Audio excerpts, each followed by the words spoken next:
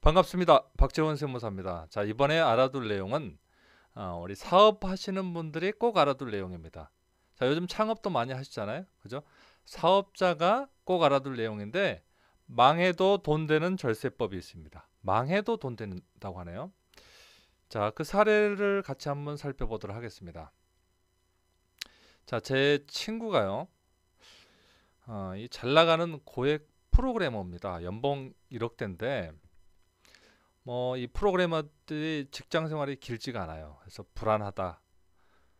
내 노후 준비가 제대로 안 된다. 내 사업을 하고 싶다. 그래서 이렇게 바람이 들기 시작을 했습니다.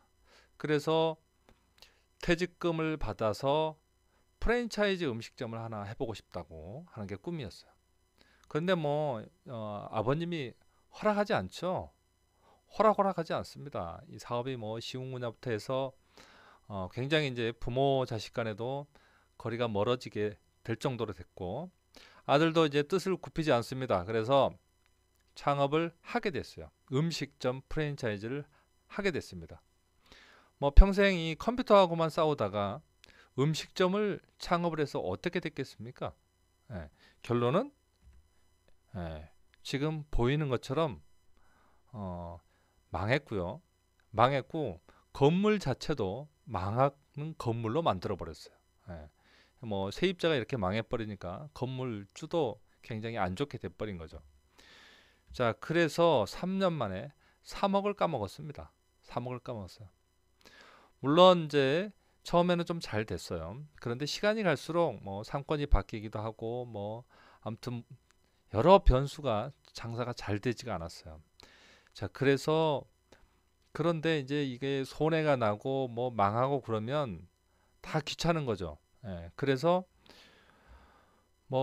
폐업은 신고는 하고 어떻게 정리가 된지도 모르겠고 그냥 한마디로 야반 도주를 한 겁니다. 자, 그런데 그 폐업 과정에서 그간 3억을 손해를 봤지만 마지막 정리를 마지막 정리라는 게 있을까요? 마지막 예, 세금도 내야 되고 공과금도 내야 되고 많이 있었지만 막상 손해 봤다고 생각하면 이것저것 아무것도 생각을 안 하고 도망친다는 거죠. 자, 결국 이렇게 됐어요. 그런데 연락도 받질 않습니다. 자, 그러던 와중에 이제 아버님을 뵀죠. 자, 아버님께서 이런 겁니다. 망했지만 마지막까지 세금 신고는 잘 해달라고 이 부탁을 한 겁니다. 그래서 어, 실제 그 사장은 친구는 연락이 안 되지만 그런 정보들을 다 해서 세금 신고까지 세금 안 나오게 망했으니까 잘 신고를 해준 거죠. 자, 한 몇 년 후에 이 친구를 만났어요. 연락이 됐습니다. 자, 그래서 뭘 하고 있냐 했더니 다시 그 IT 기업에 취직을 했어요. 능력은 있었어요. 그래서 지금 뭐 하고 있냐면 이 번 돈으로 고액 연봉을 받고 있어요. 아버지한테 빌린 돈 그리고 은행 대출을 열심히 갚는 중입니다. 그런데 이게 또 결혼도 안 했어요. 그러다 보니 지금 연말정산을 해도요. 세금을 추가로 많이 내야 돼요. 이번에 한 500만 원 정도 낸다 그러고요. 내년에는 또 연봉이 오르면 더 낸다는 거죠. 다들 환급 받는다고 하는데 자기는 앞으로 돈 낼 일만 남은 거예요. 대출도 갚아야죠. 돈도 내야죠. 그래서 굉장히 스트레스를 받고 있었는데 제가 이 한마디를 해주는 거죠. 앞으로 10년간 연봉이 올라도 연말정산을 100% 환급받게 해주겠다. 알려줄까? 예, 굉장히 귀가 번쩍 뜨이는 이야기입니다. 알려줄까? 저 500만 원 토해내는데 그걸 다 환급받게 해준다는 거죠. 더? 자, 어떤 방법이 있을까요? 자, 이런 제도가 있습니다. 2월 결손급 공제라는 게 있어요. 자, 과거에 사업에서 발생한 2월 결손금은 사업소득 금액, 임대소득 금액, 배당소득 금액, 근로소득 금액에서 공제를 한다 이렇게 되어 있습니다. 자, 표현은 어렵지만 자, 요겁니다. 우리가 개인이 얻는 소득이 이렇게 금융소득, 사업소득, 근로소득, 연금소득이란 말이죠. 근데 지금 이 친구가 지금 벌어들이고 있는 것은 근로소득이에요. 근로소득 연봉 1억입니다. 그리고 다른 소득은 없어요. 금융소득 없고 사업소득은 한 2년 전에 하다가 3억 까먹은 거 이거밖에 없어요. 자, 그런데 지금 2월 결손금이라는 건 뭐냐면요. 사업을 하다가 망한 금액이 있다. 이 금액은 이 금액 있죠? 손해본 금액은 앞으로 다른 소득에서 10년간 공제를 해줍니다. 10년간 공제를 해준다는 거예요. 자, 그래서 결론적으로 근로소득에서 계속 1억이 생겨서 세금을 낸다. 그러면 예전에 사업을 했다는 거죠. 예전에 사업을 해서 3억을 손해봤다면 그 금액을 공제를 해준다라는 겁니다. 예. 자, 그래서 이것을 2월 결손금 공제다 그래요. 2월 결손금 공제. 자, 2월 결손금 공제를 받으려면 조건이 있어요. 조건이 있습니다. 자, 이런 거죠. 자, 10년 전에 사업에서 손해를 봤다.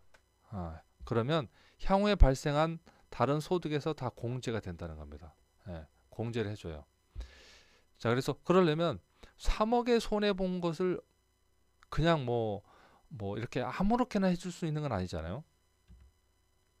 손해 본 금액을 세금 장부를 제대로 기장을 기장을 해서 한 경우만, 세무서에 신고한 경우만 나중에 그 손해본 금액이 확정이 되고 그 금액을 나중에 공제를 받을 수 있는 겁니다. 그런데 손해보면 손해봤다는 금액을 막상 망했을 때는 나는 손해봤지만 세무서는 얼마나 손해봤는지 모른다는 거죠. 그래서 제대로 기장을 해놓으라는 겁니다. 자, 아버님이 망하고 나서 어떻게 부탁을 했냐면 마지막까지 세금 신고는 잘 해놓으시게라고 해놓은 겁니다. 이유는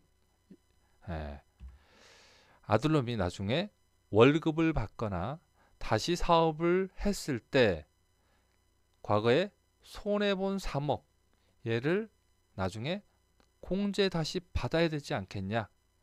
그래서 미리 서류를 그때 잘 만들어 달라고 부탁을 해놓은 겁니다. 자, 그래서 아버지는 사업을 해봤기 때문에 이런 성견지명이 있었다는 거죠. 그래서 자, 부모님들께서도 이 내용을 알아두시면 자녀가 창업을 한다, 또 사업을 한다 그러면 대부분 망하면 그걸로 끝인 줄 압니다. 그래서 이걸로 끝나는 게 아니에요.